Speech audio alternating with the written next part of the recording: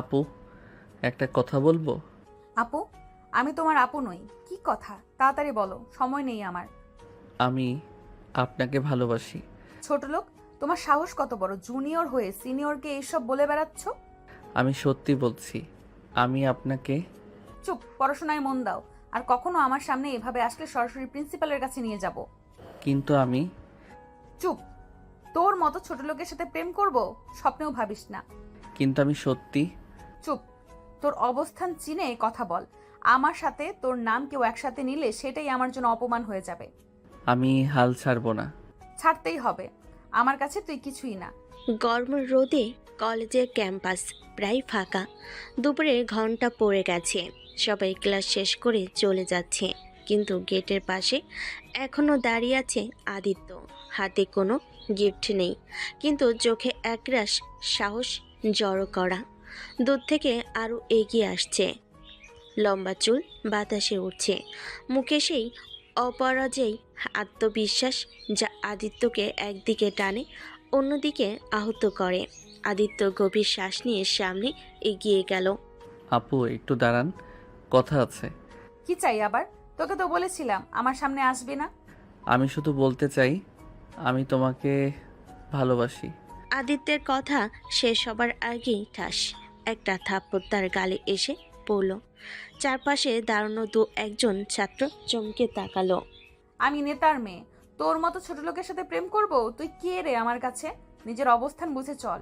আদিত্য অপমানের আঘাতে একটু থমকালো, গলা নিচু করেনি। ভালোবাসায় বড় ছোট দেখি না আমি। ভালোবাসা? হ্যাঁ, টাকার লোভে আমার পিছে ঘুরছিস। ছোট লোক কোথাকার। ভাবছিস আমার সাথে প্রেম করলে আরাম পেয়ে যাবি, তাই না? আদিত্যের চোখে তীব্র কষ্ট আর অভিমান ভেসে উঠল। তুমি আমার হৃদয় নিয়ে যা খুশি বলো, কিন্তু আমি টাকার জন্য তোমার পিছে আসিনি। আমি এসেছি তোমাকে আমার নিজের করে নেব বলে। বড় কথা বলিস না। তোর মতো জুনিয়রের স্বপ্নেরও সীমা থাকা উচিত। বলে সে মাথা উঁচু করে সোজা এগিয়ে গেল।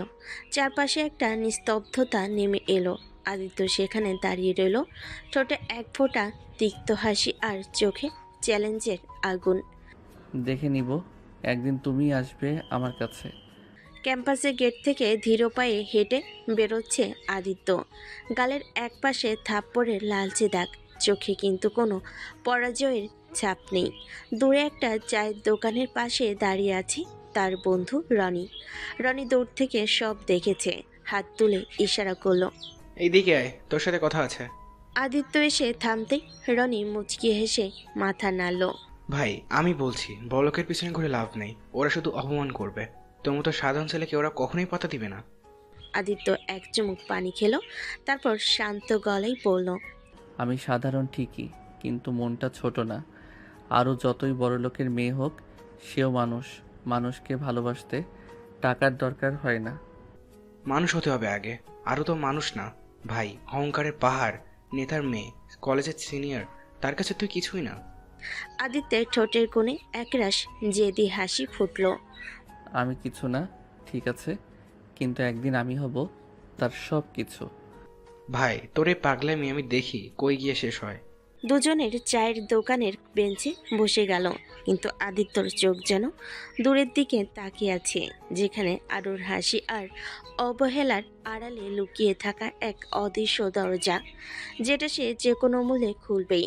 সন্ধ্যার পর ঢাকার ব্যস্ত রাস্তা ধীরে ধীরে শান্ত হচ্ছে। এক একটা বাড়ির বারান্দা আর গেটে আলো জ্বলছে। সেখানেই এক বিশাল দোতলা বাড়ির সামনে দাঁড়িয়ে আছে আদিত্য। গায়ে সাধারণ শার্ট, হাতে কিছু নেই, শুধু চোখে এক অদ্ভুত প্রত্যাশা। এটাই আরুর বাড়ি। সে জানে এ সময় আরু সাধারণত বারান্দায় আসে কিংবা গাড়ি থেকে নামে। সারাদিনের ক্লান্তি ভুলে শুধু এক ঝলক দেখার জন্যই সে দাঁড়িয়ে আছে এখানে। গেটের ভেতরে দারোয়ান খানিকটা সন্দেহের চোখে তাকাচ্ছে। ভাই, এখানে দাঁড়িয়ে আছেন কেন? কারোর জন্য অপেক্ষা করছি। এমন সময় ভেতর থেকে সাদা একটা গাড়ি এসে থামলো। গাড়ির দরজা খুলতে নেমে এলো আরু, হাতে মোবাইল, মুখে সেই চিরচেনা রাগী অভিব্যক্তি। গাড়ি থেকে নামার পর চোখ পড়তেই গেল গেটের বাইরে দাঁড়ানো আদিত্যের উপর। এক সেকেন্ডের জন্য থামলো না, এগিয়ে গিয়ে গম্ভীর গলায় দারোয়ানকে বলল। এই ছোট লোককে ঘাট ধাক্কা দিয়ে বের করে দাও, আর যেন আমার বাড়ির সামনে চোখেও না পড়ে। দারুণ তৎক্ষণাৎ গেট খুলে বাইরে এসে বলল। ভাই এখান থেকে চলে যান, ম্যাডামের ওয়াটার।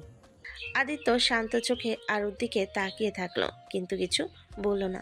শুধু ঠোঁটে হালকা হাসি রেখে এক পা পেঁচালো। আমি যাচ্ছি, কিন্তু আমার আশা থামবে না। আরু উপহাসের হাসি দিয়ে ভেতরে চলে গেল, যেন এই ঘটনা তার কাছে কোনো গুরুত্বই রাখে না। কিন্তু আদিত্যের চোখে সেই আগুন আরও জ্বলজ্বল করছে। গেটের বাইরে আদিত্য পা বাড়াতেই আরু থেমে গেল। হয়তো তার অহংকার তাকে শান্ত থাকতে দিল না। গাড়ি থেকে পুরোপুরি নেমে সরাসরি গেটের কাছে এসে দাঁড়ালো। দারোয়ান অবাক হয়ে তাকাচ্ছে। ম্যাডাম আপনি ভেতরে যান, আমি সামলে নিচ্ছি। আরও হাত তুলে দারোয়ানকে চুপ করালো। থাক, আমি বলছি। তারপর তীক্ষ্ণ দৃষ্টিতে আদিত্যের দিকে তাকালো। তোর মতো ছোট লোককে আমি কোনোদিন ডাকবো, তোর মনে হয়? আদিত্য মৃদু হাসলো, কিন্তু চোখের চ্যালেঞ্জের ঝিলিক। আজ না, কাল না, একদিন আপনাকে ডাকতেই হবে। স্বপ্ন দেখতে দোষ নেই, কিন্তু জেগে থেকেও এমন স্বপ্ন দেখা বোকামি। বোকামি হোক, আমি করব। আরও আর এক মুহূর্ত অপচয় করলো না। ঘুরে ভেতরে চলে গেল। তার উঁচু হিলের টোকার শব্দ গেটের ভিতর মিলিয়ে গেল। দারোয়ান কাঁধ জাগালো। ভাই আপনি যা করছেন এটা ভালো হবে না। ভালো হোক বা মন্দ, আমি থামবো না। সে আবার রাস্তায় নেমে হাঁটতে শুরু করলো। তার চোখে ছিল অপমানের আগুন, কিন্তু সেই আগুনে পড়ছে না, বরং আরও শক্ত হচ্ছে তার প্রতিজ্ঞা। আসুন এবার পরিচয় দিই ওদের। আরুর রহমান ঢাকার এক প্রভাবশালী রাজনৈতিক পরিবারের মেয়ে। তার বাবা শহরের বড় নেতা। নাম শুনলেই অর্ধেক লোক চুপ হয়ে যায়। বিলাসবহুল বাড়ি, দামি গাড়ি, বিদেশি স্কুল, কলেজে পড়াশোনা, সব মিলিয়ে আরুর জীবনের অভাব বলতে কিছু নেই। তার স্বভাবটাও বাবার মতো আত্মবিশ্বাসী, করা আর অহংকারী। সবার সামনে কথা বলার সময় মাথা উঁচু, আর নিজের পছন্দের বাইরে কিছু হলে মুহূর্তে রেগে ওঠে। অন্যদিকে আদিত্য সেন মধ্যবিত্ত পরিবারের ছেলে। বাবা একজন স্কুল শিক্ষক, মা গৃহিণী। সংসারে টাকা পয়সার তেমন সচ্ছলতা নেই, কিন্তু আদিত্যের স্বপ্ন বড়।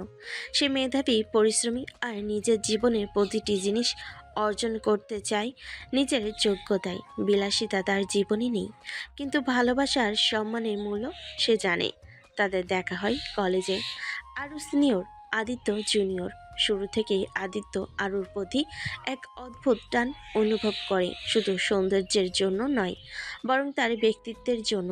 কিন্তু আরুর চোখে আদিত্য কেবল একজন সাধারণ অখ্যাত জুনিয়র, যাকে পাত্তা দেওয়ার প্রয়োজন নেই। পরের দিন বিকেলে কলেজের ক্যান্টিনে বসে আছে আরু।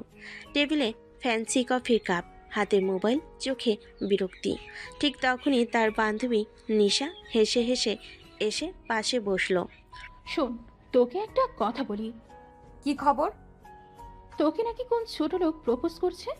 কাল কলেজে সবাই এই নিয়ে কথা বলছে। আর হঠাৎ মোবাইল রেখে সোজা হয়ে বসলো, মুখে স্পষ্ট রাগের ছাপ। কোনো ছোট লোককে পাত্তা দেওয়ার সময় আরুর নাই, এই কথাটা যেন মনে রাখিস। নিশা, আমি কারো কাছে যাই না, মানুষ আমার কাছে আসে। আরে বুঝলাম, কিন্তু ছেলেটা নাকি সিরিয়াস। কাল তো গেটের বাইরে দাঁড়িয়েও ছিল তোর জন্য। আজ আবার দেখলে সরাসরি গার্ড দিয়ে বের করে দিব। এত রাগ করলে তো প্রেম করার চান্সই থাকলো না। আমি প্রেম করবও না ছোট লোকের সাথে। আমার লেভেলের মানুষই আমার লেভেলের কথা বলবে। নিশা হেসে মাথা নাড়ল, কিন্তু ভেতরে ভেতরে ভাবল, দেখি না এই অহংকার কবে ভাঙে। কলেজের লাইব্রেরি প্রায় ফাঁকা। বিকেলের আলো জানালা দিয়ে ঢুকে বাইরে বইয়ের তাকের উপর ছায়া ফেলছে। এক কোণে বসে বই খুঁজছিল আরু। সাদা শার্ট, কালো জিন্স, চুল একপাশে বাঁধা। তার চোখে সেই স্বভাবসিদ্ধ গম্ভীরতা, যেন চারপাশের কোনো কিছুই তাকে ছুঁতে পারে না। এমন সময় পাশের তাকের আড়াল থেকে বেরিয়ে এলো আদিত্য। চোখে আগের দিনে চ্যালেঞ্জ, মুখে কোনো দ্বিধা নেই। ধীরে ধীরে এগিয়ে গিয়ে আরুর পথ রোধ করলো। কি আবার পথ আটকালেন কেন? আদিত্য এক মুহূর্ত দেরি করলো না, হাত বাড়িয়ে তার কবজি চেপে টেনে নিল কাছে। আর পরের সেকেন্ডে ঠোঁটে ঠোঁট ডুবিয়ে দিল। সবকিছু এত দ্রুত ঘটল যে আরও প্রথমে হতবাক হয়ে গেল, তারপর ঠাস একটা জোরে থাপ্পড় আদিত্যের গালে। তোর মতো ছোট লোকের সাহস হলো কিভাবে আমাকে টাচ করার? ভালোবাসা কখনো অনুমতি নিয়ে আসে না আরু। আমার সাথে আর একবার এমন করলে কলেজ থেকে তোর নাম কেটে দিব। মনে রাখিস, আমি নেতার মেয়ে, তুই আমার সমান হতে পারবি না কোনোদিন। সমান হতে নয়, তোমার হৃদয় জিততে এসেছি। আরও ব্যাগ কাঁধে তুলে চলে গেল, কিন্তু মুখে রাগের আড়ালে একটু হলেও অস্থিরতা লুকোতে পারল না। আর ঢুকলো তার বিলাসবহুল বাড়িতে। দরজা গুঞ্জন করে বন্ধ হলো। ঘরের আলো মিলান, কিন্তু আরও চোখের আগুন যেন ঘরের প্রতিটি কোণা জ্বালিয়ে দিয়েছে। সে নিজের রুমে দরজা দিয়ে ভিতর ঢুকলো, হাত গুছিয়ে দাঁড়িয়ে রাখে, ফুঁসতে ফুঁসতে নিজের মুখে বলল, ছোট লোক আমাকে টাচ করার সাহস কিভাবে পেল?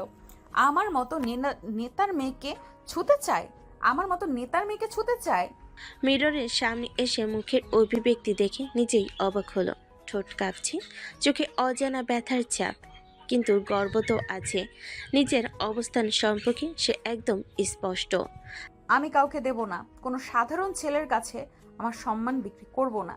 আরও বসলো সোজা বসার চেয়ারটাতে, হাত দিয়ে মাথাটা চেপে ধরল। তুই ভাবছিস আমি ভয় পেয়ে যাব? ভাবিস আমি সহজে মিষ্টি হয়ে যাব? কেউ মিথ্যা হাসি দিয়ে আমার মন জয় করবে? হাহ, কখনোই না। তার কণ্ঠ থেকে গভীর প্রতিজ্ঞা ঝরে পড়ল। আমি হচ্ছি নেতা পরিবারের মেয়ে। আমাকে ভালোবাসতে গেলে তার লেভেলে থাকতে হবে। ঘরটা তার রাগ আর অহংকারে মুখরিত। আরও মনে একটাই কথা ঘুরপাক খাচ্ছিল। আদিত্য, তোর জন্য এই যুদ্ধ শুরু। কলেজের মিলনায়তনে ছাত্রছাত্রীরা জমায়েত হয়েছে। অনেকেই হট্টগোল করছিল, কেউ কেউ ফাঁকি দিয়ে ক্লাস থেকে বেরিয়ে এসেছে। আলোয় ঝলমল করছে। মাঝখানে দাঁড়িয়ে আদিত্য নিজের মনের কথা বলতে প্রস্তুত। আমি তোমাকে ভালোবাসি আরু। ভালোবাসা এমন একটা অনুভূতি যা কাউকে ছোট বা বড় করে না। আমি চাই আমাদের দুজনের মধ্যে কোনো বাধা না থাকুক। তার কথায় সবাই চুপ হয়ে গেল, কেউ অবাক, কেউ উত্তেজিত। ঠিক তখনই আরও এগিয়ে এসে হঠাৎ তার হাত আদিত্যর গালে সজোরে থাপ্পড় লাগে। সবাই চমকে উঠল। তোর লজ্জা নাই? কুকুরের মতো আমার পেছনে ঘুরছিস আর ভালোবাসার কথা বলছিস? ছাত্রছাত্রীদের মাঝে ফিসফিসানি শুরু হলো। কেউ কেউ হাসছিল, কেউ কেউ অবাক হয়ে তাকিয়েছিল। ভালোবাসার জন্য লজ্জার কোনো জায়গা নেই আরু। আমি জানি আপনি আমাকে না করলেও আমার মন তোমার জন্য থেমে থাকবে। মন থামলেও আমার হাত থামবে না। আমার সামনে আর কখনো আসিস না। সে গম্ভীর হয়ে সেখানে থেকেই উঠে গেল। সবাই যেন কিছু বুঝতে না পেরে অপেক্ষা করছিল পরবর্তী ঘটনার জন্য। আরও ঘরের দরজা গুঞ্জন করে বন্ধ করে দিল। বড় মাল্টি টিভির সামনে বসে থাকা বাবার দিকে তাকালো, যিনি নিউজ চ্যানেল দেখে রোজকার রাজনৈতিক খবরের মাঝে ডুবে আছেন। বাবা, আজ কলেজে একটা ছোট লোক আমায় ডিস্টার্ব করলো। বাবার চোখ বড় হয়ে গেল। সে রিমোট নিচে ফেলে রাখলো এবং ধপ করে উঠে বসলো। কি বলছিস ছোট লোক? হ্যাঁ বাবা, ও আমার গালে হাত দিয়ে আমাকে টাচ করলো, আমার সম্মান লঙ্ঘন করলো। ওর নাম? আদিত্য এক সাধারণ মধ্যবিত্ত পরিবারের ছেলে, কিন্তু আমার জন্য। আরেকবার যদি ওর মতো কেউ তোমাকে অপমান করে আমি ব্যক্তিগতভাবে দেখে নেব। তুমি ভয় পাবে না? আমি তো ভয় পাই না বাবা, কিন্তু ও যেন বোঝে আমি নেতার মেয়ে। ঠিক আছে, আমি কাজ করব। ওর প্রতি তুমি ধৈর্য ধরো, বাকিটা আমার দেখো। ধন্যবাদ বাবা। বাবার চোখে এমন গর্জনার শাসনের আগুন জ্বলছে। রাতের আধারে শহরের এক শান্ত গলি। আদিত্য একা হাঁটছে, মনে অনেক চিন্তা। হঠাৎ কয়েকজন গা ধরা লোক সামনে এসে দাঁড়ালো। তাদের চোখে রাগ আর হিংসার আগুন ঝলকাচ্ছে। তুই আরু ম্যাডামকে ডিস্টার্ব করিস? আমি ভালোবাসি, আমি কাউকে ভয় পাই না। দেখ, আজকের দিনের কথা মনে রাখিস। একজন হাত তুলে মারতে গেলে আদিত্য দ্রুত পিছনে সরে গিয়ে ঠেকিয়ে দিল। আমাকে মারলে তোমার নেতার বদনাম হবে। লোকেরা একটু পিছিয়ে গেলেও রাগে ভরা চোখে তাকিয়ে আছে। সে সময় পাশ দিয়ে যাচ্ছিল তার বন্ধু রনি, যিনি দেখে বুঝতে পারল পরিস্থিতি খারাপ হতে চলেছে। কি চলছে এখানে? চলে যাও, না হলে। আমরা বলেছি চলে যাও। আদিত্য, সাবধানে থাক।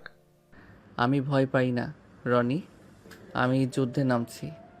তোকে আজকের পর থেকে আর কলেজে ঢুকতে দেওয়া হবে না, বুঝলি? নেতার মেয়ের সম্মান রক্ষা করতেই হবে। আদিত্য কাঁপিনি, বরং দৃঢ় চোখে তাদের দিকে তাকালো। তোমরা মারবে? তাহলে শুরু করো। লোকেরা একসাথে ছুটে পড়ল। আদিত্য পেছনে সরে না গিয়ে লড়াই শুরু করলো। হাত পা শরীরের সব শক্তি দিয়ে ঠেকিয়ে দিল তাদের আক্রমণ। ধাক্কা, ঘুষি, থাপ্পড় সবই লেগে গেল, কিন্তু আদিত্য এক মুহূর্ত পিছুপা হলো না। অবশেষে এক এক করে লোকেরা পড়তে শুরু করলো। তাদের মধ্য থেকে কেউ গর্জে উঠে বলল, ওই ছেলেটা শক্তিশালী। চলে যাই, ওর সঙ্গে লড়াই করতে পারছি না। আদিত্য ঘাম ঝরিয়ে দাঁড়িয়েছিল, বুকে গর্ব আর জেদ নিয়ে। সে জানতো এই লড়াই শুধু বাহিক্য নয়, এটা তার স্বপ্নের জন্য, তার ভালোবাসার জন্য। রাতের চাঁদের আলো মৃদু ঝলমল করছে শহরের ওপর। আরুর বিলাসবহুল ঘরের বেলকুনিতে শান্তি বিরাজ করছে। হঠাৎ একটি ছায়া নীরবভাবে বেলকুনি দিয়ে উঠে যায়। আদিত্য ধীরে ধীরে আরুর রুমের বেলকুনি দিয়ে প্রবেশ করলো। আরু চেয়ার থেকে উঠে তাকিয়ে রইল, চোখে ক্ষুব্ধতাও অবাক ভাব মিশে আছে। আদিত্য হেসে তার ঠোঁটে নরম ছোঁয়া দিয়ে বলল। ঘুম আসছে? তারপর হঠাৎ আদিত্য আরুর ঠোঁট কামড়ে ধরে কিছু করতে শুরু করলো। আরু প্রথমে হক চুকিয়ে গেল, তারপর রাগী গলায় বলে উঠল, তোর মতো ছোট লোকের সাহস হলো কিভাবে আবার আমাকে টাচ করার? গন্ডা দিয়ে আমাকে মারতে পারো, সরাতে পারবে না। আমি এখান থেকে যাচ্ছি না, আপনার হৃদয় জিতবই। আরু গম্ভীর হয়ে চুপ করলো। তার রাগের ফেটে পড়তে ইচ্ছে করছে। আরু রেগে চিৎকার করে শুরু করে দিল, বাবা তুমি আসো এক্ষুনি, ও আবার এখানে। আরও আমি যে কোনো মূল্য দিয়েই তোমাকে থামাবো। আরু রেগে চিৎকার করা শুরু করে দিল। হঠাৎ আদিত্য ধীরে ধীরে আরুর হাতে হাত রেখে, চোখে চোখ রেখে, ঠোঁটে ঠোঁট রেখে কিস করতে শুরু করলো। আর তোমাকে হারাতে পারবো না আমি। প্রথমে সংকোচ থাকলো, আদিত্যর মধুর স্পর্শে কিছুটা অজানা উষ্ণতা পেল। ছেড়ে দে ছোট লোক, বাবা আসছে। বাবা আসুক, আমি তোমার পাশে আছি। বাড়ির বিশাল হলে প্রবেশ করলো আরুর বাবা। ঘরটা নীরব, কেউ দেখা মিলছে না। সে আশেপাশে দেখে মাথা ঘুরিয়ে আরুর দিকে ফিরে বলল, কেউ তো এখানে নেই আরু। বাবা, ওই ছোট লোক আমার রুমে এসেছিল, আমার সাথে খারাপ ব্যবহার করেছে। বাবার চোখের কোণে ক্রুদ্ধ আগুন জ্বলতে লাগলো। সে হাত গুটিয়ে বলল, কে এত সাহস দেখিয়েছে? তোর নাম মান রক্ষা করতেই হবে, আমি দেখছি কি করব। বাবা আমি ভয় পাই না, ওর হাত থেকে আমার সম্মান রক্ষা করতে হবে। ঠিক আছে আরু, তোর জন্য আমি সব কিছুই করব, সম্মান নষ্ট করা যাবে না। তার গলায় ক্রুদ্ধ আওয়াজ এখন পুরো বাড়িতে ঘুরতে লাগলো, যেন কেউ শুনিনি। নেতার মেয়ের মর্যাদা রক্ষা করা তার প্রথম দায়িত্ব। দুপুরের গরমে নেতার অফিসের ঘর, বড় বড় জানালা দিয়ে আলো ঢুকছে। আরুর বাবা বসে আছেন এক গোল টেবিলের সামনে। তার পাশে দাঁড়িয়ে আছে দুই কালো পোশাক পরা শক্তদেহ লোক, যারা তীক্ষ্ণ চোখে সতর্কতার ঝলক ছড়াচ্ছে। আরুর বাবা কঠোর কণ্ঠে বললেন, তোমরাও যাও, ওকে জানিয়ে দাও আরুর কাছ থেকে দূরে থাকতে। তার কাছে হাত দেওয়া মানে নিজের জন্য বিপদ ডেকে আনা। একজন লোক সোজা হয়ে দাঁড়িয়ে বলল, সাহেব, আমরা যেন ঠিকমতো কাজ করি। ঠিক আছে, তাড়াতাড়ি খবর পৌঁছে দাও, ও বুঝুক। সে যদি আরুর কাছ থেকে দূরে না থাকে, আমরা ওকে শেষ করে দেব। লোকেরা মাথা নেড়ে সম্মতি দিল। আরুর বাবা ঘুরে বসে ফোন হাতে নিয়ে বললেন, মেয়ের সম্মান রক্ষা আমার প্রথম কাজ, কেউ যেন দুঃসাহস না করে। ঘরের বাতাসে যেন শঙ্কার ছায়া নেমে এলো, আর বাইরে ঝড়ের আগে এক ভয়ঙ্কর সুনামি তৈরি হচ্ছিল। হঠাৎ দরজার বাইরে হঠাৎ কয়েকজন ছায়ামূর্তি এসে দাঁড়ায়। আমরা জানতে পারছি তুমি আরুর কাছ থেকে দূরে থাকতে পারছো না। আমি যেখানেই যাব আমার জায়গা সেখানে, আরুর পাশে। ওর বাবা পাঠিয়েছে, বলেছে যদি কাছে আসিস শেষের কেউ হবে তুমি। আমি ভয় পাই না, তোমরা যা করো করো, আমার মন একবার ধরে ফেললে আর ছাড়বো না। তোরা বুঝলি না, এই জগতে বড় লোকের সঙ্গে লড়াই করা সহজ না। আমি বড় হতে চাই, আর তোরা আমাকে থামাতে পারবে না। তার সাহস দৃঢ়তা দেখে লোকটা একটু পিছিয়ে গেল। তুমি যতই বাধা দাও না কেন, আমি এগোতেই থাকবো। একদিন আমার জয় হবে। দুপুরের রোদ গলে পড়ছে শহরের রাস্তায়। আরু তার বান্ধবী নিশার হাত ধরে বাইরে বেরিয়ে পড়েছে। তারা যাচ্ছিল কাছের একটি জনপ্রিয় ক্যাফেতে। একসাথে গল্প করবে, হাসবে আর বিশ্রাম নেবে। আরু, আজ একটু ফাঁকি দেই, একটু মজা করব। ঠিক আছে, তবে খুব বেশি ঝামেলা করবে না। তারা হেঁটে যাচ্ছিল, চোখে আলোর ছটা, মনের মাঝে একটা অজানা উত্তেজনা। দূরে এক ছায়া ধীরে ধীরে তাদের পেছনে চলতে থাকলো, যেটা আদিত্য। সে নীরব ছায়ার মতো, কিন্তু চোখে আগুন জ্বলে। আজ তোমার পেছনে যাব, দেখব কোথায় তুমি যাও আর কি করো। আরও নিশার সঙ্গে কথা বলছে, হাসছে। হঠাৎ নিশার ফোন বেজে উঠল। সে উঠে একটু দূরে গিয়ে ফোনে কথা বলতে শুরু করলো। আদিত্য যা আগে থেকে অপেক্ষা করছিল, চুপচাপ উঠে আরুকে টেনে নিয়ে গোপনের এক কোণে আড়ালে গেল। আদিত্য আরুর চোখে চোখ রেখে বলল, কি করছিস? ছেড়ে দে আমাকে। একটু কথা বলি তো তোমার সঙ্গে। আমি তোর সঙ্গে কথা বলবো না। তোমার সাহস হলো নিশার সামনে আমাকে টেনে নিয়ে যাওয়ার? আমি যা চাই করব। তোর মতো ছোট লোকের সাহস কোথা থেকে আসলো আমার পেছনে পড়ে থাকার?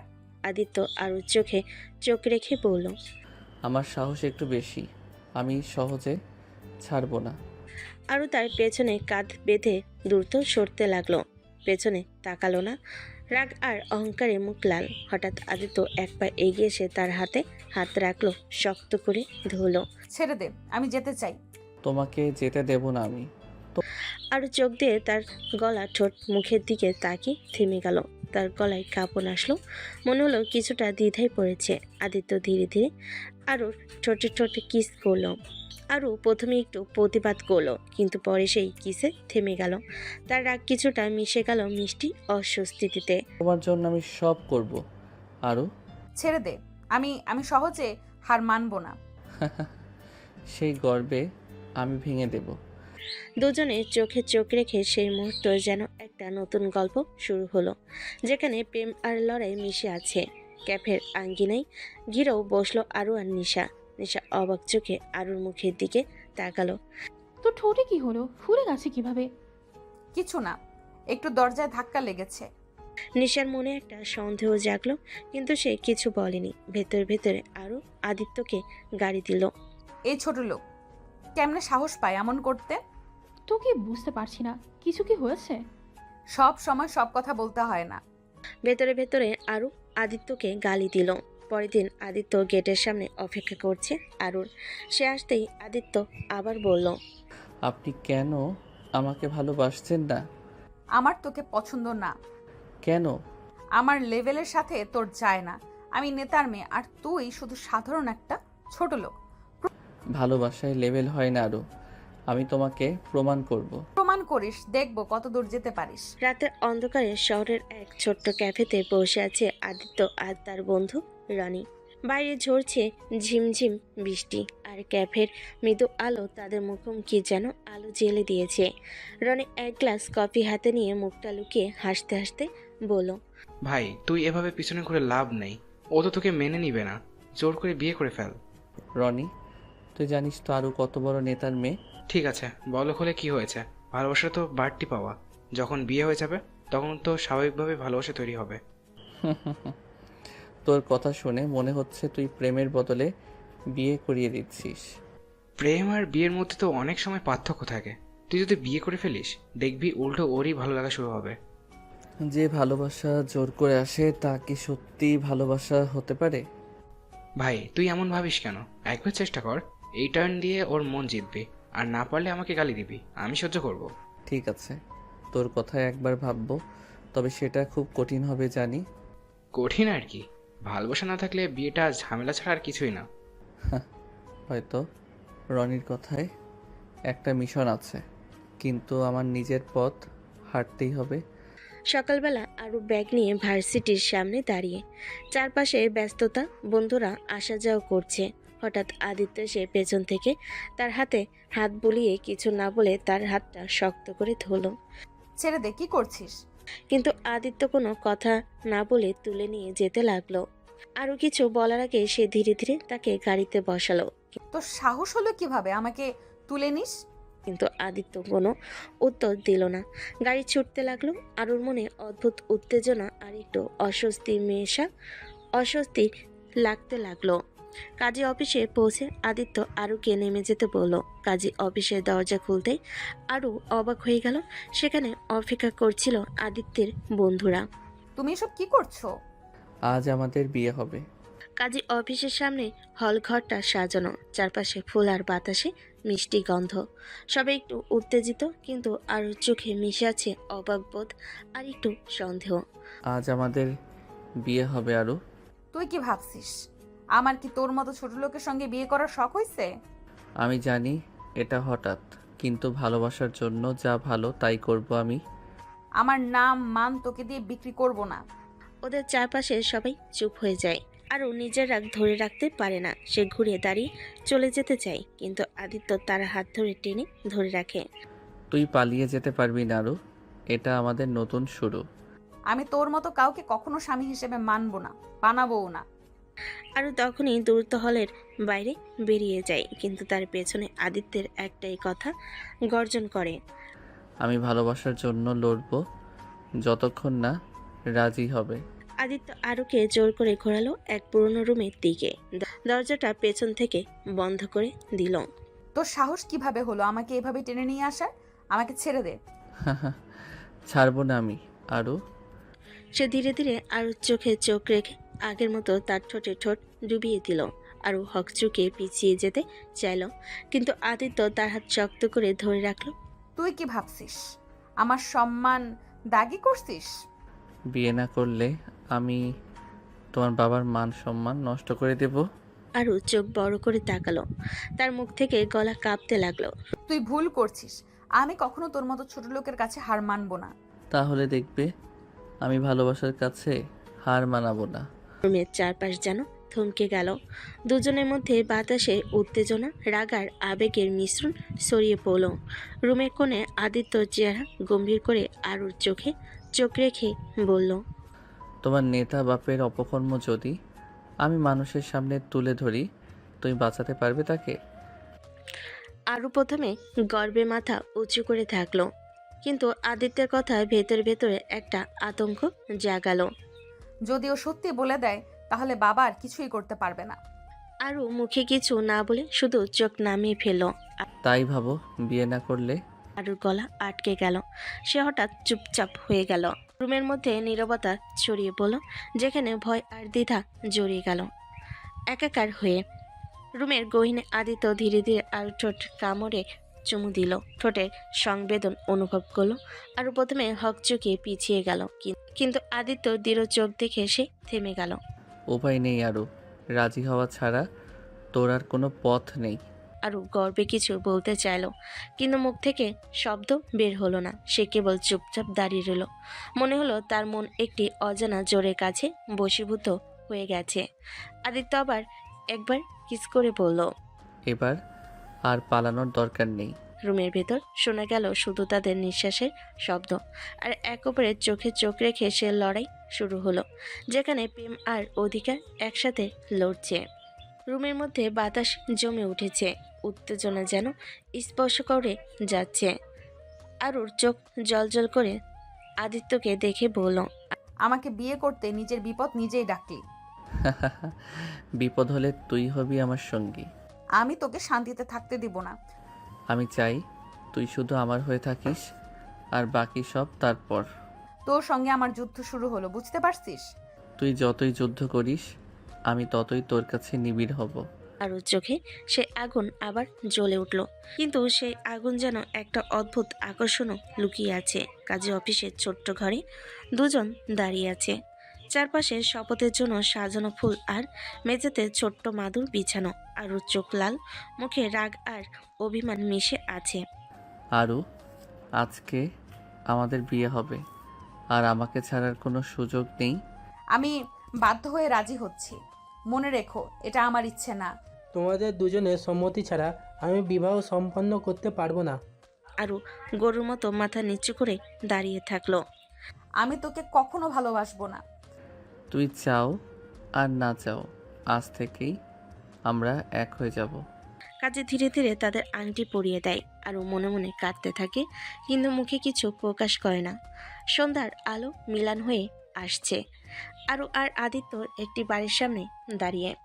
এই আমার বাড়ি হারু, তোমার জন্য। আরও চোখ বড় করে চারপাশ দেখে ছোট্ট একটা বাড়ি, এখানে আরও কিভাবে থাকবে?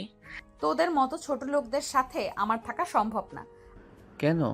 আমি নেতার মেয়ে, আমি ছোট লোকদের থাকার জন্য তৈরি নই। ছোট লোক হলেও আমার সম্মান আছে, আর তুই সেটা বুঝতে পারিস না। যার টাকা নেই তার সম্মান নাই। টাকা দিয়ে মানুষকে না কিনে ভালোবাসা দিয়ে মানুষ জেতা যায়। আমি তোদের মতো কেউ আমার জন্য কিছু করতে পারবে না। ওটাই দেখি তুই কতটা সাহস দেখাস। আরও চোখে আগুন জ্বলে উঠল, কিন্তু ভিতরে একটা অজানা অসহায় ভাব ছিল। সন্ধ্যার সোনালি আলো ছড়িয়ে পড়ছিল বাড়ির বাগানে। বড় বড় গাছের নিচে দাঁড়িয়েছিল আদিত্য আর আরু। তারা ধীরে ধীরে গেট দিয়ে বাড়ির ভিতর প্রবেশ করলো। বাড়ির দরজা খুলতেই স্বভাবতই আদিত্যর মা শাড়ি পরিহিত মধ্যবয়সী এক নারী সামনে এসে দাঁড়ালেন। তার চোখে বড় হয়ে গেল আরুকে দেখে। তুমি কে? মা, আমি নেতার মেয়ে, বিয়ে করছি। মায়ের চোখ আরো বড় হয়ে গেল। ঠিক তখনই আদিত্যর বাবা আফজাল সাহেব বাড়িতে এসে উপস্থিত হলেন। তার মুখে অবাক হওয়ার ছাপ। নেতার মেয়ে? হ্যাঁ, আরও আমার বউ। তুমি কি ভেবে এই লেভেলের মেয়েকে বিয়ে করেছো? মা, ভালোবাসার লেভেল দেখে হয় না। এটা আমাদের জন্য অনেক বড় ব্যাপার, ছেলেকে বুঝতে হবে। আপনার ছেলে আমাকে জোর করে বিয়ে করেছে, আমি মানি না এই বিয়ে। আদিত্যদের ফ্যামিলি লিভিং রুমে উত্তেজনার বাতাস বইছে। আরু চোখ লাল, হাত তুলে ঘরের আসবাবপত্র আঘাত করতে লাগলো। আমি কিছুতেই এই ছোট লোককে মানবো না। সোফার গায়ে আঘাত, পাশে রাখা ফুলদানি পড়ে গিয়ে ভাঙে। আদিত্যর মা বাবা বিস্ময়ের মুখ দেখতে লাগলেন। আরে এমন করছো কেন? আমি এসব মানতে পারবো না। শান্ত হও, এসব কিছুই সমস্যার সমাধান না। আমার লেভেলের জন্য ও একেবারেই মানানসই না। আরু, আমি চাই শান্ত হও। আমি তোকে কখনো স্বীকার করব না। মা আর বাবা একসঙ্গে মুখ ভার করে একে অপরের দিকে তাকলেন। এটা শুরু মাত্র, কঠিন পথ আমাদের অপেক্ষা করছে। রাত গভীর। আরুর বাড়ির আঙ্গিনায় হঠাৎ করে পুলিশের গাড়ি এসে থামলো। আরুর বাবা গম্ভীর মুখে গাড়ির দরজা খুলে বেরিয়ে এলেন। তোমরা কি ভাবছো আমার মেয়ের বিয়ে করেছো আমি ছেড়ে দিব? স্যার, আমরা আইনের অনুযায়ী ব্যবস্থা নিব। আমি আরুর স্বামী এবং বিয়ে সম্পূর্ণ আইনি। এটা মেনে নেব না, তোমাদের সঙ্গে লড়াই করব। সবার সঙ্গে আইনি প্রক্রিয়া অনুসরণ করব স্যার। ঘরটা হঠাৎ চাপা উত্তেজনায় ভরে গেল। কেউ কারোর দিকে ঠেলা দিচ্ছে, কিন্তু কেউ শান্ত হচ্ছে না। আদিত্যের বাবা রবীন্দ্র আর মা জয়ন্তী দুজনেই গম্ভীর মুখ নিয়ে নেতার সামনে দাঁড়িয়ে। স্যার, আমরা বুঝি ব্যাপারটা তাড়াহুড়া করে হয়েছে? বিয়ে হয়ে গেছে, এখন আর ফিরিয়ে নেওয়ার উপায় নেই। আপনার কাছে বিনীত অনুরোধ, ওদের জন্য মাফ করে দিন। এই বিয়ে শুধু দুজনের ব্যাপারে না, এর প্রভাব অনেক বড়। আমরা সব দায়ভার নেব, কিন্তু দয়া করে আরু ও আদিত্যকে শান্তি দিন। নেতা কিছুক্ষণ চুপ থাকলো, তারপর বলল, আর পরিস্থিতি বুঝে আমি ব্যবস্থা নেব। ধন্যবাদ স্যার। আপনার সাহায্য ছাড়া আমরা কিছুই করতে পারবো না। আরু বাবার হাত ধরে উঠে দাঁড়ালো, চোখে আগুন জ্বলে। আমাকে নিয়ে চলো বাবা, আমি এই বিয়ে কিছুতেই মানবো না। আরুর বাবা একটু নীরব থেকে তারপর কণ্ঠ কমিয়ে বলেন, বিয়ে যখন হয়ে গেছে তখন ফিরিয়ে আনা যায় না মা। আমি তোমাকে বলছি, আমি ওর সাথে থাকতে পারবো না। এটা মানিয়ে নিতে হবে, না হলে লোকে বদনাম করবে আমাদের। কিন্তু আমি কষ্ট পাবো বাবা। তোমার কষ্টের আগে পরিবারের সম্মান বড়, বুঝলে? আরুর চোখে অশ্রু জমে এলো, কিন্তু সে কিছু বলতে পারল না। ঘরটা যেন এক ফাঁকা নীরবতায় ডুবে গেল, যেখানে পিছু হটার কোনো জায়গা ছিল না। রাতে অন্ধকারে আদিত্য আরুকে ধরে নিয়ে গেল নিজের ঘরে, দরজা বন্ধ করে ফেলল।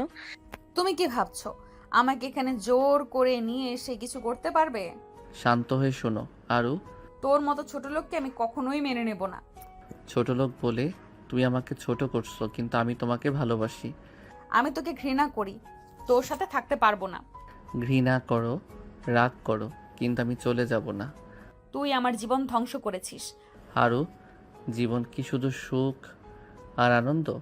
তার মাঝে লড়াইও আছে। আমি তোর পাশে থাকবো সব সময়।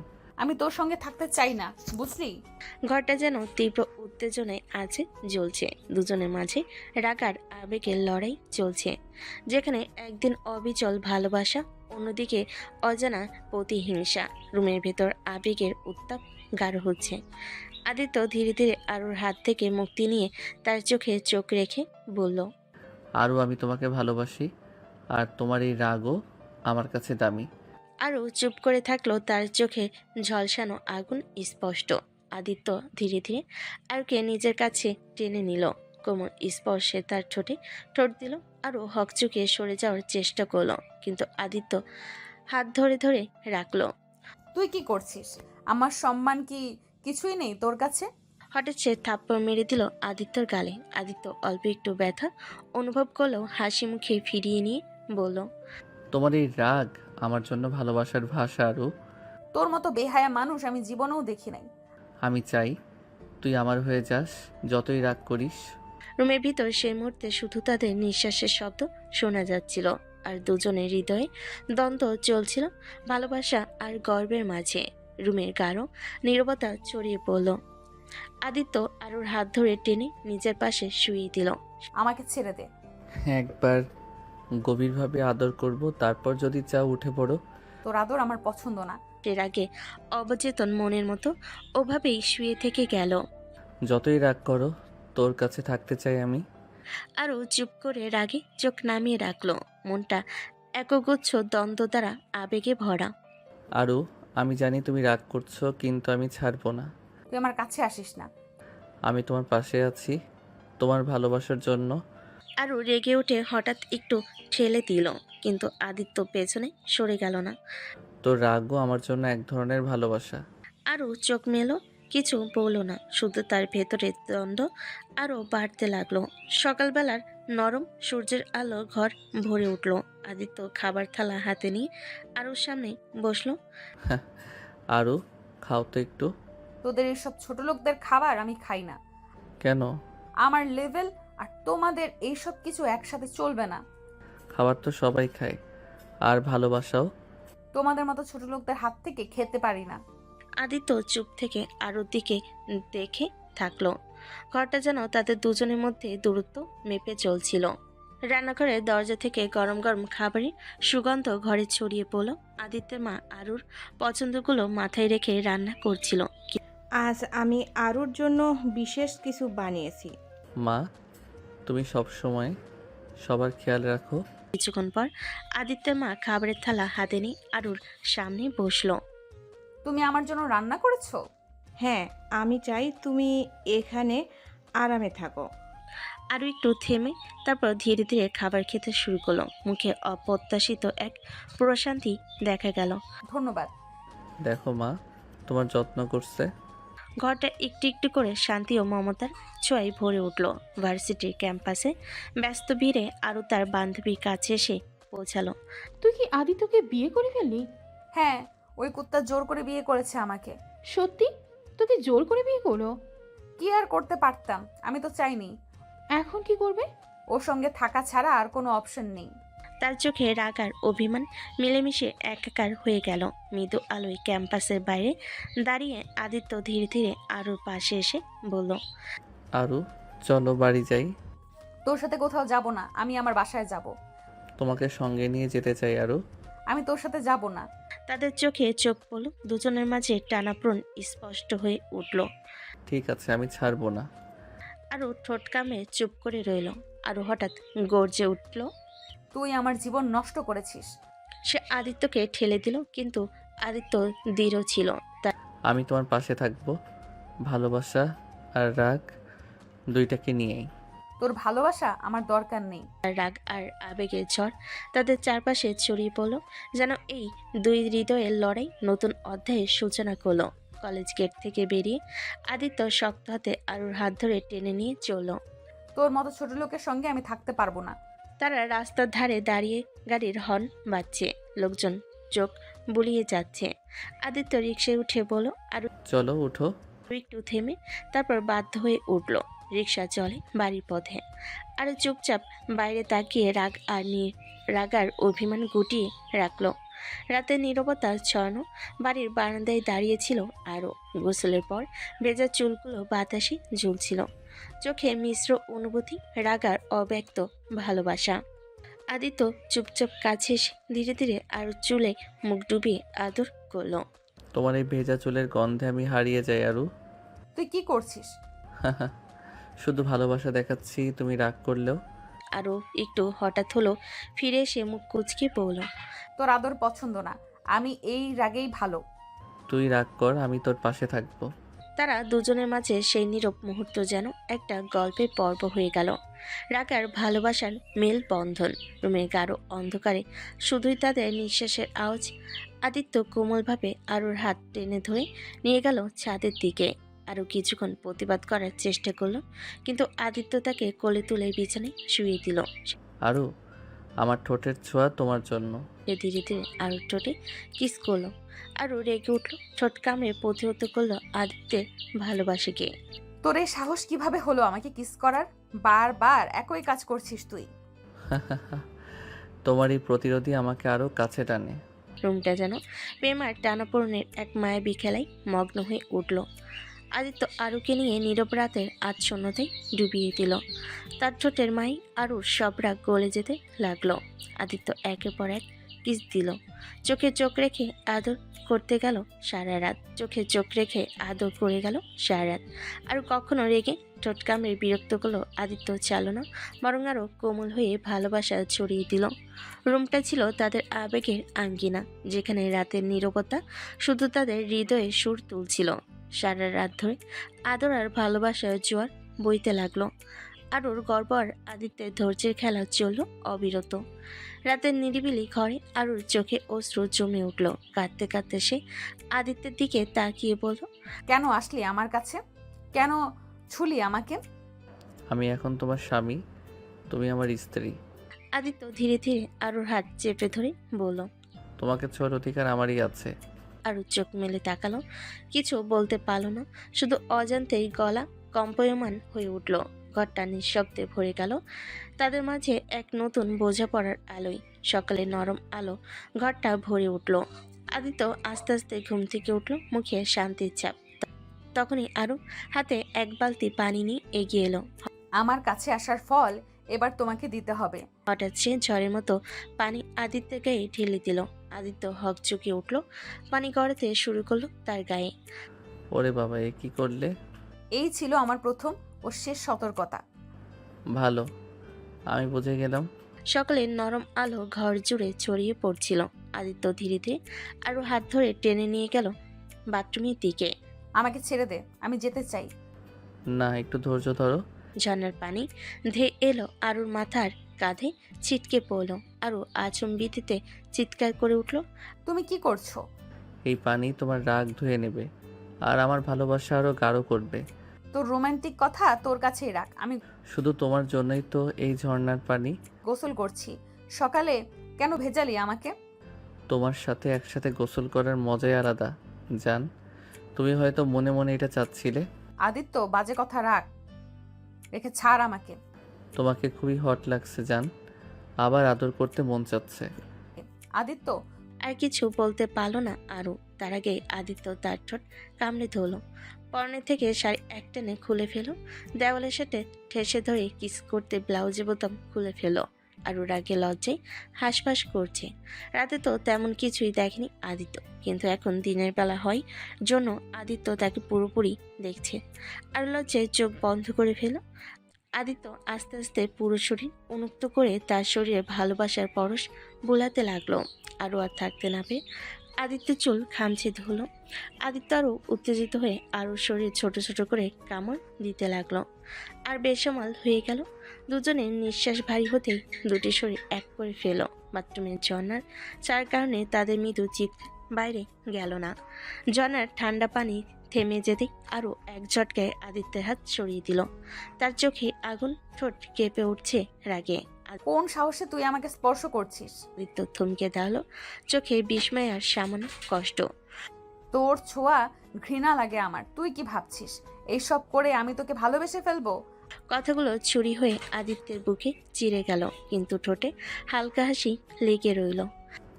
যতই ঘৃণা বলো না কেন, তোমার চোখে অন্য কিছু দেখি আরও। আরও মুখ ঘুরিয়ে নিল, কিন্তু গলার কম্পন লুকোতে পারল না।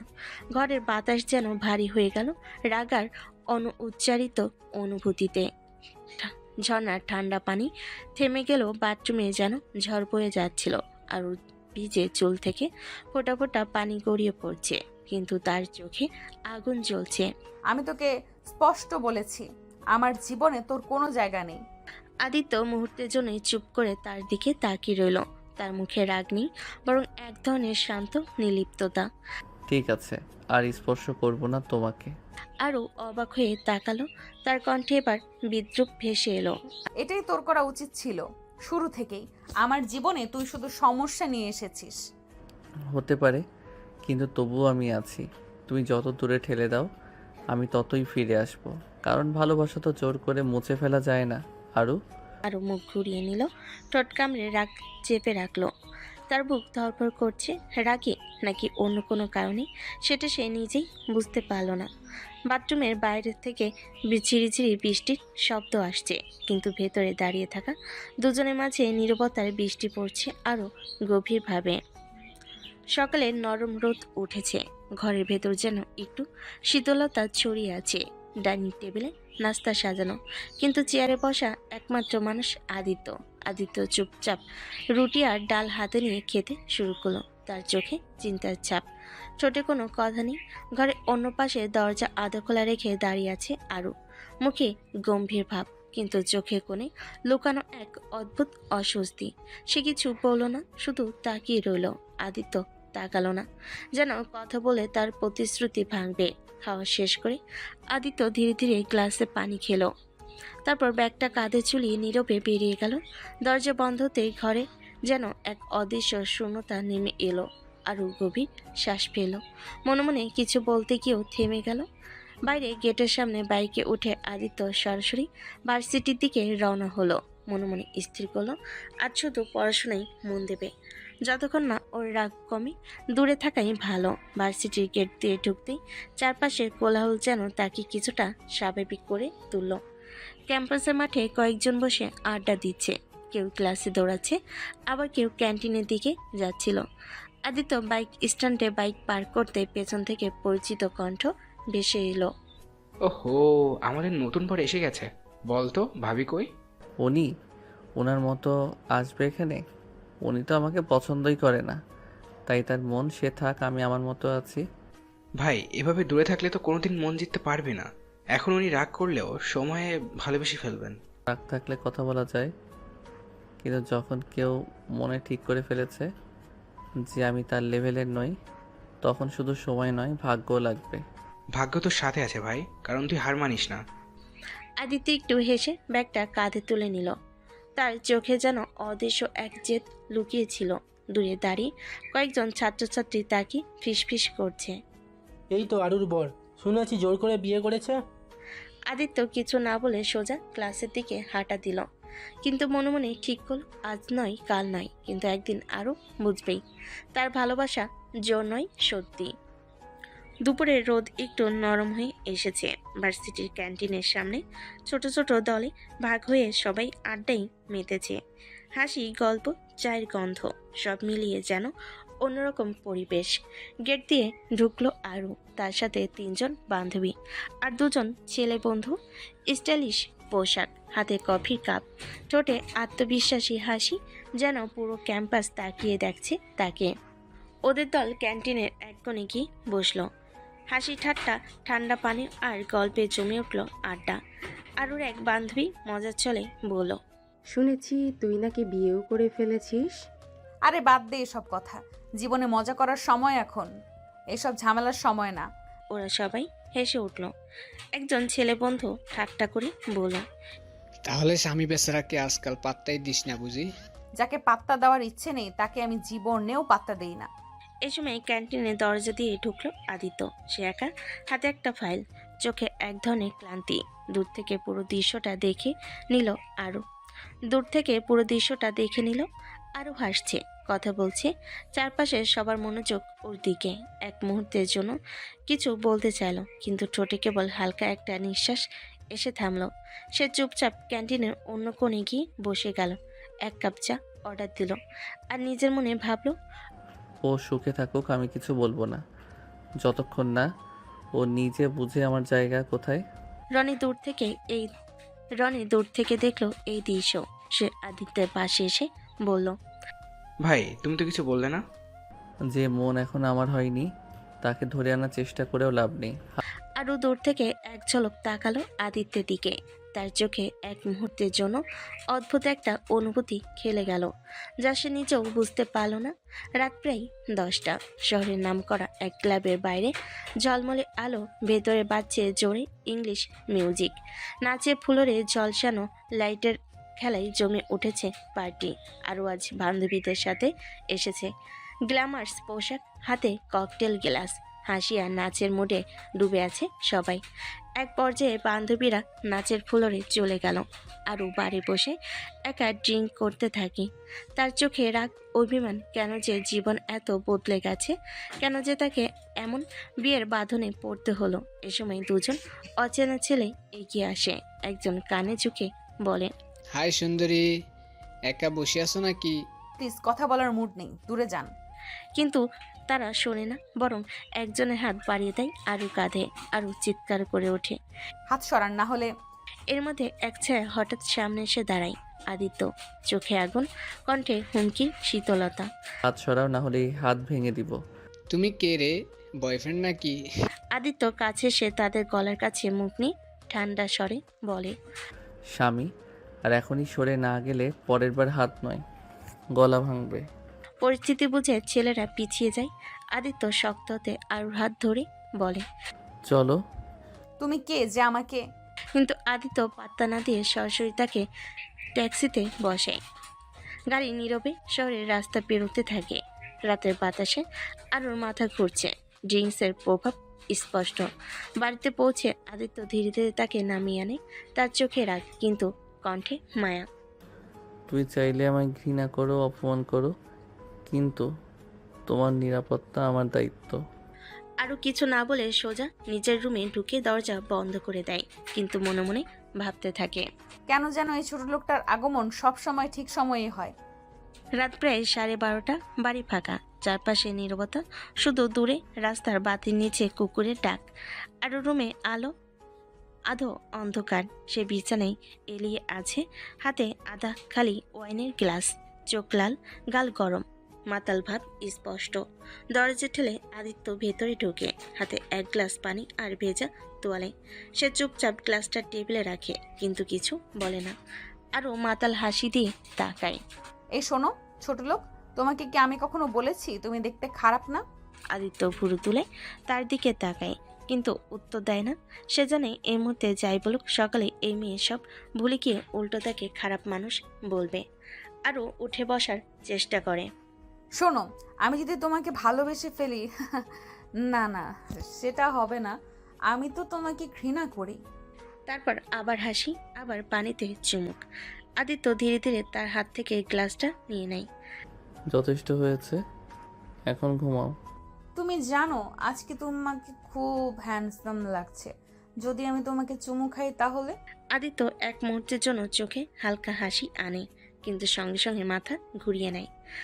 সকাল হলে আবার এসবের জন্য আমাকে ধমক দিবে। আমি মূর্খ নই।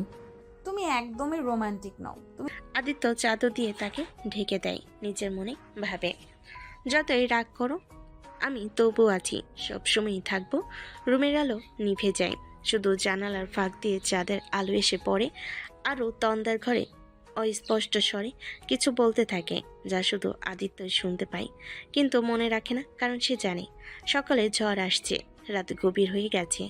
রুমের ভেতর হালকা সুরে গান বাজছে, বাইরে নীরবতা, কিন্তু ভেতরে এক অদ্ভুত টান টান পরিবেশ। আরও আবার উঠে সোফায় বসে আছে, চোখ লাল, গালে মাতাল লালচে আভা। তার হাতে এখন আর গ্লাস নেই, কিন্তু আচরণে মাতাল ভাব স্পষ্ট। আদিত্য দরজায় দাঁড়িয়ে চুপচাপ তাকিয়েছিল। হঠাৎ আরু হেসে বলল, জানো আদিত্য, আমি তোমাকে ঘৃণা করি, কিন্তু আজ কেন জানি তোমার চোখে হারিয়ে যাচ্ছি। কথা শেষ না হতেই সে হঠাৎ উঠে এসে আদিত্যের খুব কাছে দাঁড়ালো।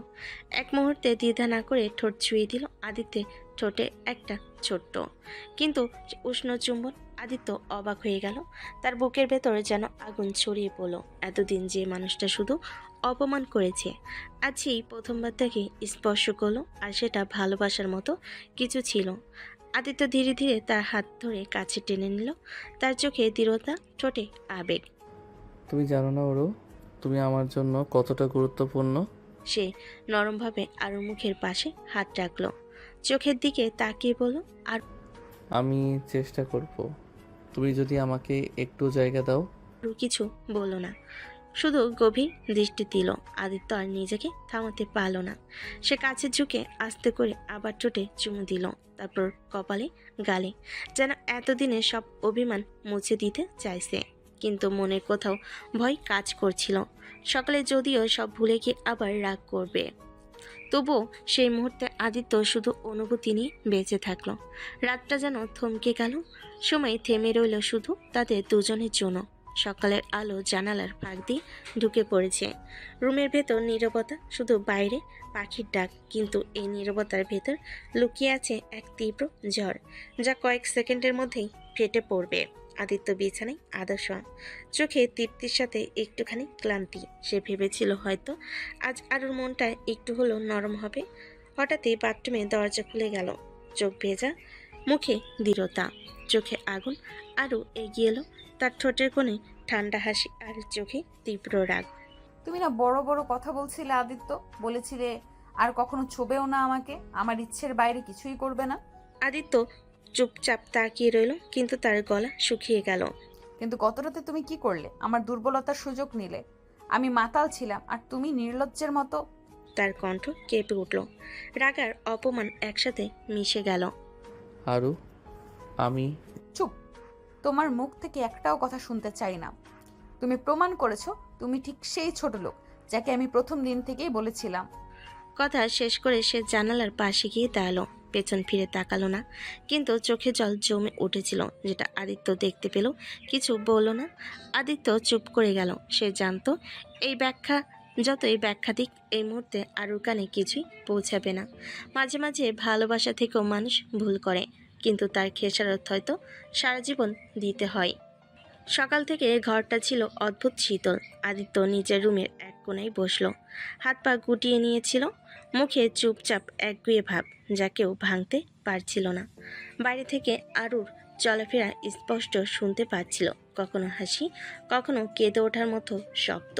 কিন্তু সে জানতো আরুর মন এখন তার কাছে নেই। দুপুরবেলাতেও আদিত্য একা বসে থাকলো। সে কোনো কথা বলার আগেই আরু চোখ সরিয়ে নিত। তার গলা খারাপ, তার চোখে কষ্টের ছায়া। একবার সাহস করে সে আরুর কাছে গেল, কথা বলার চেষ্টা করলো। আরু,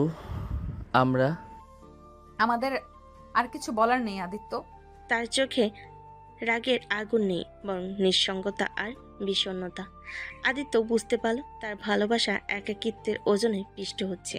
সে আর কষ্ট দিতে চায় না, নিজেকে গুটিয়ে নিল, নিস্তব্ধতার মধ্যে হারিয়ে যেতে চাইল। আরও তাতেও যায় আসে না, সে একাকী, কিন্তু মনে মনে জানে এভাবে চলতে পারবে না তারা। কখনো বা কোথাও তাদের পথ মিলবে,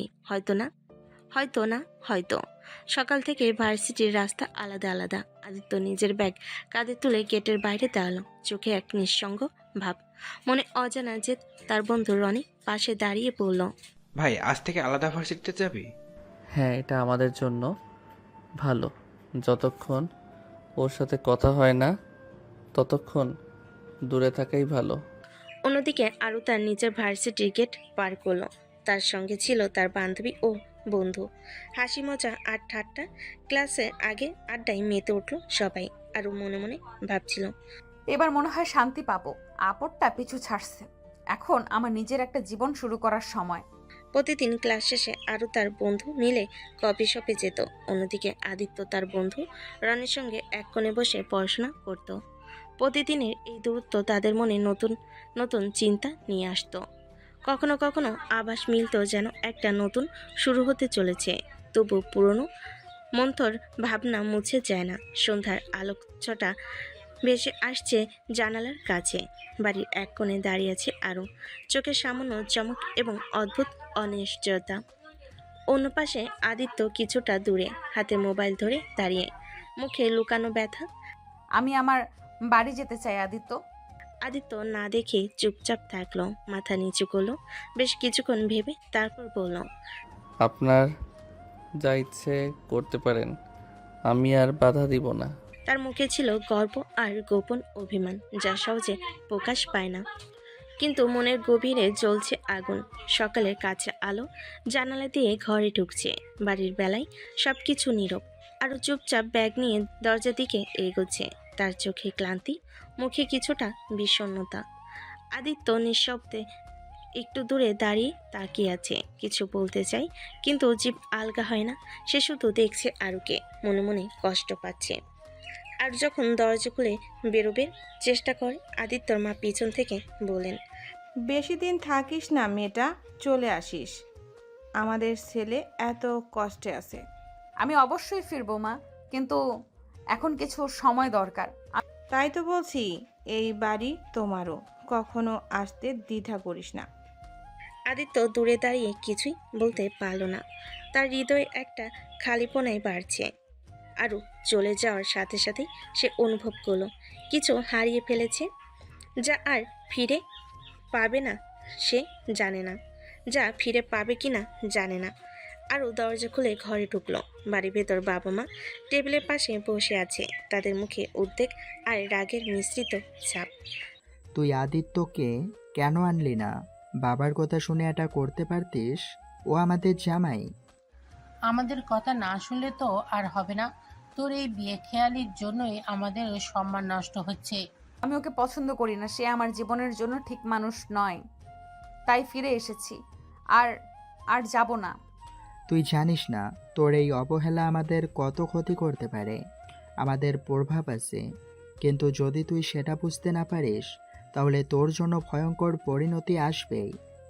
আমি আমার নিজের জীবনকে নিয়ন্ত্রণ করতে চাই। আপনারা চাইলে ওর সাথে সম্পর্ক চালিয়ে যান, কিন্তু আমি আর এসবের অংশ হতে চাই না। আপনাদের রাজনৈতিক সম্পর্ক আপনাদের কাছেই রাখুন। রাজনীতি তোর ছোট মাথায় শক্তি দিয়ে এসব বোঝা সম্ভব নয়। তুই ভুল করছিস, আর ভুলের ফল দিতে হবে। আমি যা মনে করি তাই করব, আর ফিরে আসার কারণও সেটা। চুপ করে রইল। তাদের মুখে আর কোনো কথা নেই। আরও ধীরে ধীরে নিজের রুমে উঠে গেল। আরুর এই দৃঢ় সিদ্ধান্ত অনেক বাধা বিপত্তি আর কঠিন পথের শুরু, কিন্তু সে জানে নিজের সুখের জন্য লড়াই করতে হবে। রাত নেমে গেছে। গভীর ঘরের এক কোণে বসে আছে আদিত্য। চোখে নেই কোনো হাসি, মুখে নেই কোনো সঙ্গীতের আভা, শুধু কষ্টের ছায়া আর মন খারাপের গুঞ্জন।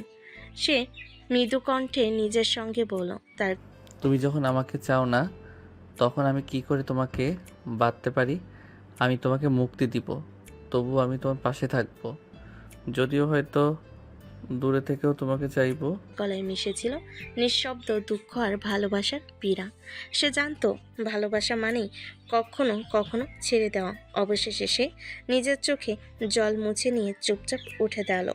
বাইরে অন্ধকার, কিন্তু তার হৃদয়ে একটা ছোট্ট আশা জ্বলে, যে হয়তো একদিন আরও বুঝবে। সে সবসময় তার জন্য অপেক্ষা করবে। সকালে ভার্সিটি গেটের বাইরে হুড়মুড় করে ছাত্রছাত্রীরা ঢুকছে। আরও তার বন্ধুদের সঙ্গে হাঁটছে, মুখে হাসি, কিন্তু চোখে একটা অদ্ভুত উদাসীনতা। হঠাৎ সামনে থেকে আসে আদিত্য। তার চোখে মিশ্র অনুভূতি, যে ক্ষত এখনো পুরো হয়নি, আর আশার কোনো সঞ্চয় আছে কিনা বুঝে ওঠে না। আরও দ্রুত হাঁটার গতি বাড়ায়, সঙ্গে সঙ্গে চোখ ঘুরিয়ে নেয় যেন আদিত্যকে দেখতে না পায়।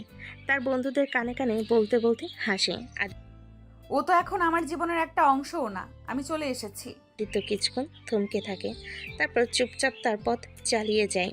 তার মনে এক ঝিলিক আশা পুড়ে নিভে যায়। এই এক মুহূর্তে অদৃশ্য যুদ্ধ প্রেমের অবসান নয়, বরং ক্ষতচিহ্নের গভীরতা বাড়িয়ে দেয়। যেখানে মুখে না থাকা সত্ত্বেও হৃদয় একসাথে থাকে, শুধু গর্ব আর অহংকার তাদের দূরে ঠেলে দেয়। ভার্সিটির ক্লাসরুম থেকে বেরিয়ে এসে আরও হাঁটছে, দীর্ঘশ্বাস ফেলে। তার চোখে কিছুটা ভাবনা, মনটা টানাপোড়েনের মাঝে আটকে। তার অন্তর গভীরে একটা অদ্ভুত শূন্যতা যেন ঘুরপাক খাচ্ছে।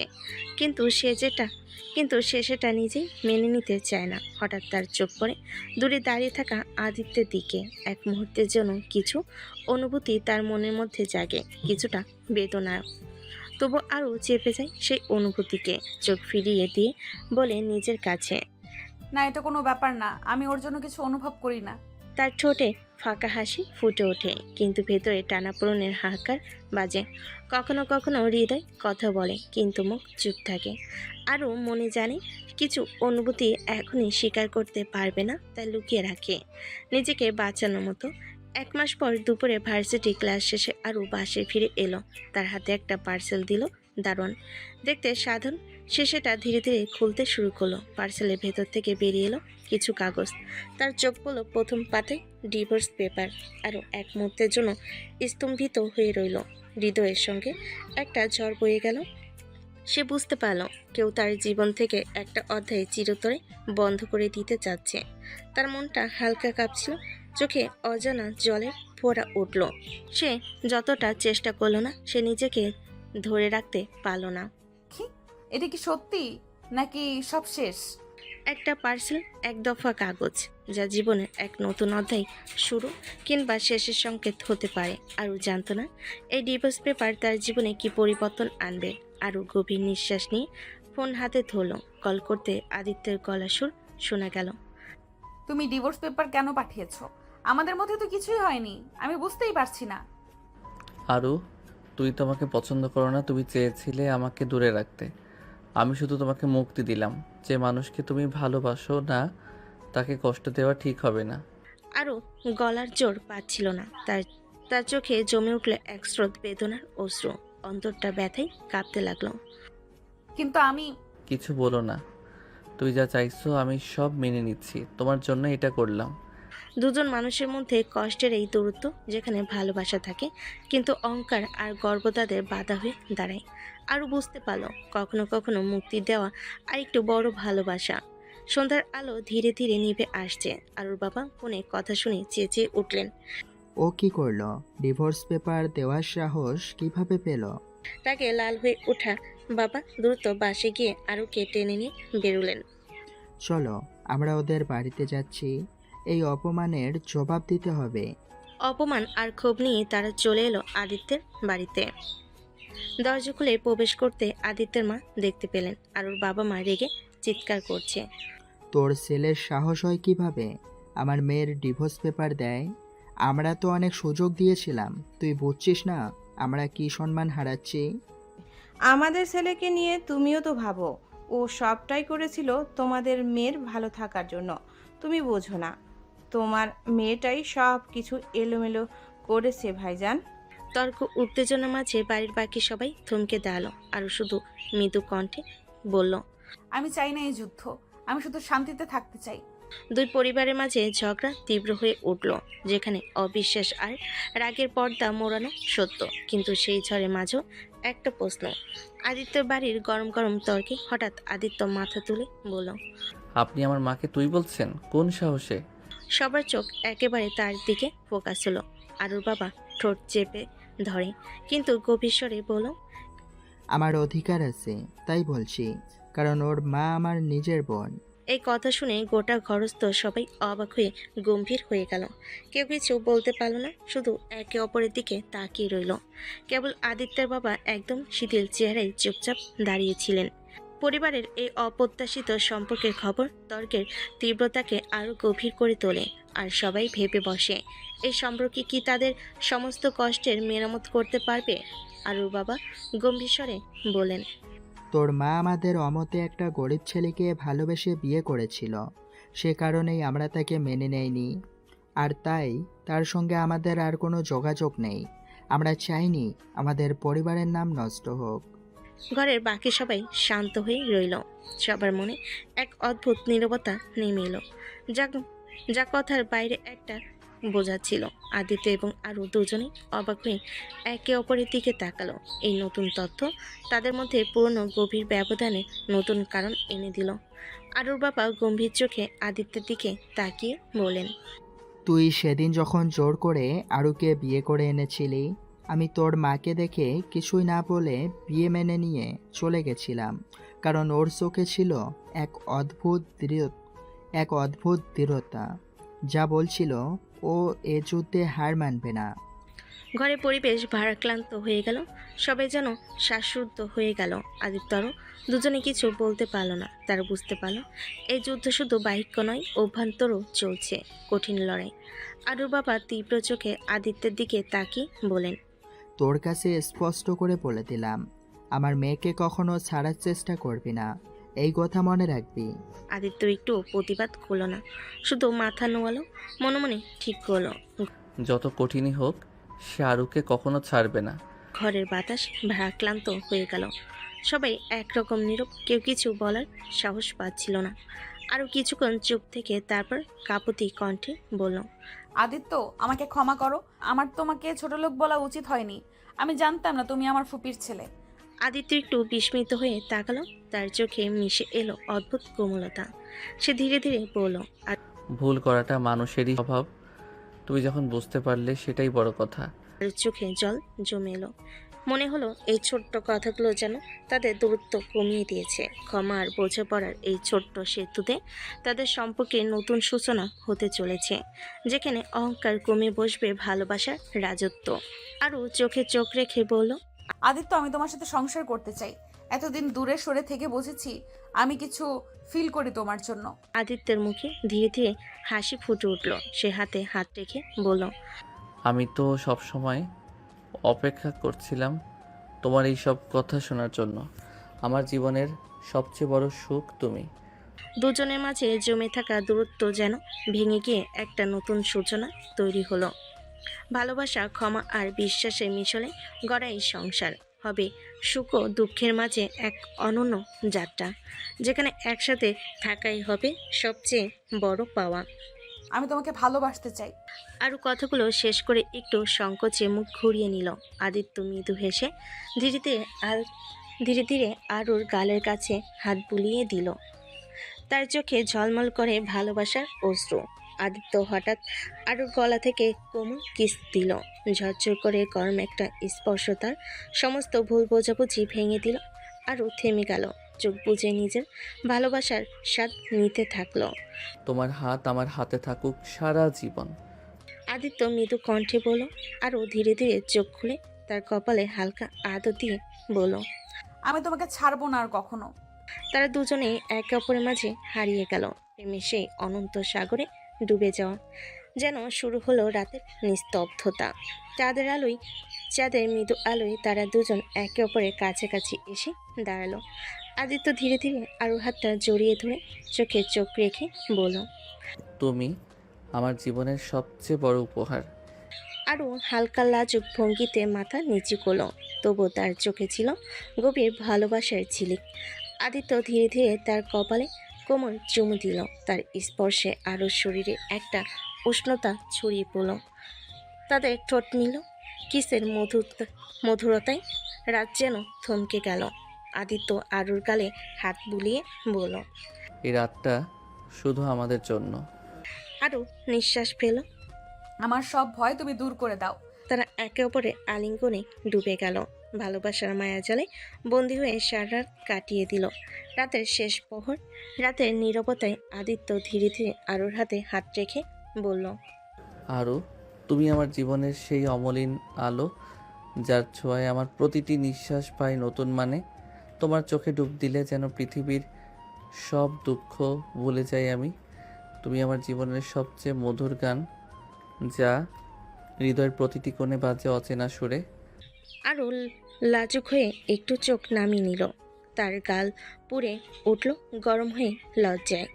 আদিত্য, তুমি এত সুন্দর কথা বলবে ভাবিনি। সুস্পষ্ট কণ্ঠে বলে সে। হাতটা আদিত্যের হাত থেকে সরাতে চাইলেও থেমে গেল। আদিত্য তার চোখে গভীর ভালোবাসা নিয়ে ধীরে ধীরে কপালে আদর করতে লাগলো। তুমি আমার সব কিছু, আর আমি চাই সারা জীবন শুধু তোমার কাছে থাকতে। আরুর মনও জানতো এই ভালোবাসার মুহূর্ত তার জীবনের সবচেয়ে সুন্দর স্মৃতি হয়ে থাকবে। সকালে নরম আলো ঘর ভরে উঠল। আদিত্য আরুর পাশে বসে ধীরে ধীরে বলল, সুপ্রভাত আমার জীবনের সবচেয়ে মিষ্টি মানুষ। তুমি যখন আমার পাশে থাকো প্রতিটি সকাল যেন এক নতুন আশার সূচনা। তোমার হাসি আমার দিনের সবচেয়ে বড় আলো। চলো আজকের দিনটা কাটাই শুধু তোমার সাথে, যেখানে শুধু থাকবে আমাদের ভালোবাসার গান। তুমি আমার সকালকে এত সুন্দর করে তুললে, তোমার কথা শুনলে মনটায় আর কোনো দুঃখই থাকে না। আদিত্য হাত দিয়ে আরুর চুল সরিয়ে পড়ল। আমার পৃথিবী আজকে সব কিছু তোমার জন্য। সকালে আরু আদিত্যর মাকে বলল, ফুপি, আমি যদি কখনো তোমার সাথে খারাপ ব্যবহার করে থাকি তাহলে আমাকে মাফ করে দিবে। আমি জানতাম না তুমি আমার ফুপি। আদিত্যের মা হালকা হাসি দিয়ে আরুর হাত আরুর কাঁধে রাখলো। আমার মেয়ে, পরিবারের ভুল বোঝাবুঝির সব সময় হয়, তবে এখন তুমি এখানে আসো, সেটাই সবচেয়ে বড় কথা। আরও কণ্ঠে এক মৃদু স্বস্তি মিশে এলো। মনে হলো জীবনে এক বড় বোঝা কমে গেছে। সকালবেলা ভার্সিটির গেটের দিকে হেঁটে যাচ্ছে আরু আর আদিত্য, হাতে হাত ধরে রেখে যেন এক নতুন পৃথিবী। দুজন যাত্রী, তাদের চোখে মিশে আছে ভালোবাসা, নিঃশ্বাস আর একে অপরের প্রতি দৃঢ়তা। পাশ দিয়ে যাওয়া ছাত্রছাত্রীরা অবাক চোখে তাকিয়ে থাকে। কেউ তো চুপচাপ মৃদু হাসি দেয়, কেউ আবার ফিসফিস করে বলছে, দেখেছো, ওরা তো একসঙ্গে হাত ধরে চলেছে। কেউ কেউ নিজেদের মধ্যে বলে, আরও যেই এত কঠোর ছিল এবার এত সহজভাবে প্রেমে মেনে নিচ্ছে। আদিত্যর সাহসও প্রশংসার যোগ্য। আরও আর আদিত্য নিজেদের মধ্যে হাসে। তাদের হৃদয় জানে এই ছোট্ট ছোট্ট মুহূর্তে তাদের বড় পরিবর্তনের সূচনা। যখন দুই মানুষ নিজেদের ভালোবাসার সামনে সব বাধা ভুলে যায়, তখন তাদের হাতে হাত ধরা শুধু ভালোবাসারই নয়, অন্যায়ের বিরুদ্ধে এক প্রতিবাদের প্রতীক হয়ে ওঠে। রনি হাসতে হাসতে আদিত্যকে বলল, কি ব্যাপার ভাই, শেষে সেটিং হলো কিভাবে? আরও মনে হয় তোমার কাছে গিয়েই সব বদলে গেল। ধৈর্যে মেওয়া ফলে রনি, একদিন তুমি দেখবে যে সম্পর্কের ভিত্তি থাকে ধৈর্যের ওপর, ওটাই সব থেকে মজবুত হয়। তোর মতো লোকদের জন্য তো অনেক বড় লড়াই করা লেগেছে বুঝি। হ্যাঁ, লড়াই ছাড়া কিছুই মেলে না জীবনে। আর যখন ভালোবাসা থাকে তাহলে ধৈর্যের ফল মিষ্টি হয়। দেখেছো তো তোদের যে কত ঝগড়া ছিল, আরও তো সেই মানিয়ে নিয়েছে। বলছি এখন ওর বদলে তোমার গর্ব একটু কমানো দরকার। আরও হালকা লজ্জা নিয়ে মাথা নিচু করল, চোখ ছোট করে ফিস ফিস করে বলল, হয়তো নিশা, তুমি ঠিক বলেছ, আমি একটু বেশি জেদি ছিলাম। আরে তাই বলে এখন তো ভালোবাসা স্পষ্ট। আদিত্যের সঙ্গে তো সব ঠিকঠাক হয়ে গেছে। হ্যাঁ, এটা সত্যি, ভালোবাসার জন্য সবাই কিছু না কিছু মানিয়ে নেয়। বন্ধুত্ব আর ভালোবাসার মিশনে জন্ম নেয় নতুন করে সম্পর্কের বন্ধন, যা সময়ের সাথে আরও মজবুত হয়। আদিত্য আরও হাত ধরে ধীরে ধীরে রাস্তা দিয়ে হাঁটছিল। তার কণ্ঠে মধুর অনুভূতি বেজে উঠল। আরও এই পথটা যতই দূর হোক না কেন, তোমার হাত আমার হাতে থাকলেই আমি ভয় পাই না। তুই যখন আমার পাশে থাকো পৃথিবীর সব ঝড়ই যেন থেমে যায়। তোমার এই হাসি আমার জীবনের সবচেয়ে বড় শান্তি। আরও লাজুক হয়ে আদিত্যের হাতে আরও শক্ত করে হাত দিল। আমি তোমার সাথে আছি, সারা জীবন থাকবো। সেই মুহূর্তে তারা দুজনই বুঝতে পারল এই হাঁটা শুধু রাস্তা পার হওয়ার জন্য নয়, একসাথে জীবনের পথ চলার প্রতীক। 5 বছর কেটে গেছে। আরও আর আদিত্যের সংসার এখন সুখে শান্তিতে চলছে। তাদের ছোট্ট রাজকন্যা অহনা মাত্র 3 বছর বয়স, দেখতে মিষ্টি আর বুদ্ধিমান। একদিন সকালে রোদের মধ্যে অহনা খেলতে খেলতে মায়ের কাছে এলো। মা, আমি বড় হয়ে কি হব? কি হবে বলো তো? আমি হব বড় চাকরিজীবী, আর বাবাকে বলে দেব তোমাকে খুব ভালোবাসি। দেখছো তো, অহনা আমাদের ছোট্ট রূপকথা রাজকন্যা। ছোট্ট অহনার পাকা কথা আর মিষ্টি হাসি তাদের জীবনে নিয়ে এসেছে নতুন আলো ও আশা, যা প্রতিদিন নতুন আনন্দের সুর তোলে বাজে নতুন আনন্দের সুরের তালে বাজে। অহনার বাবা আদিত্যের হাত টেনে বলল, বাবা চলো ঘুরতে যাই। কি সুন্দর কথা বললে। চলো আজকের দিনটা আমাদের মজা করে কাটাবো। আমাদের ছোট রাজকন্যার ইচ্ছে পূরণ করতে তো হবেই। অহনা বাবা আদিত্যের হাত টেনে বলল। তারা সবাই ঘুরতে গিয়েছিল পার্কে। আরও হঠাৎ মাথা ঘুরে মাটিতে পড়ে গেল। আদিত্য দৌড়তে ছুটে এলো, তাকে ধরে বাঁচাতে চেষ্টা করলো। তৎক্ষণাৎ ডাক্তারের কাছে নিয়ে যাওয়া হলো।